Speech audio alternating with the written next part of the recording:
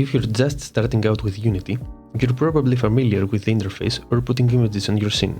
But to bring your game to life, you'll need to write some scripts. So what exactly is a script in Unity? Well, scripts in Unity are written in C# and are used to control the behavior of your game objects.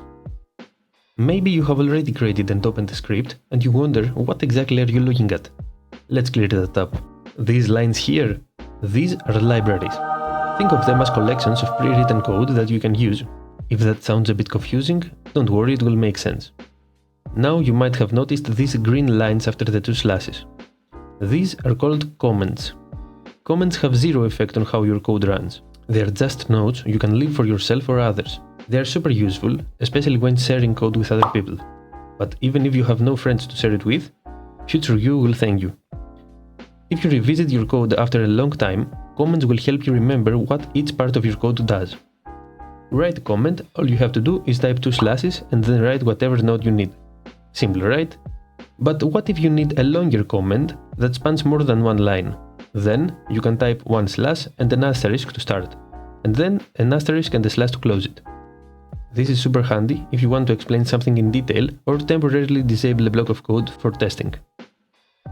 Now, these functions right here are the basic functions you'll see in every Unity script.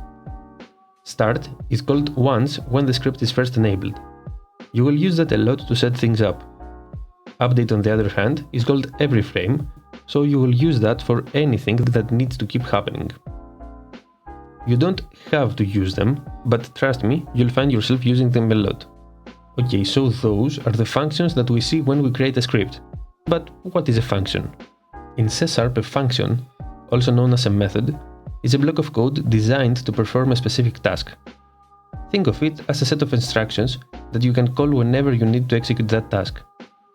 There are a lot of ready-made functions, thanks to our libraries. But sometimes we need something that isn't built in. That's when we create our own functions. How is that possible? Well, with code. We will break that down to the next videos. Thanks for watching.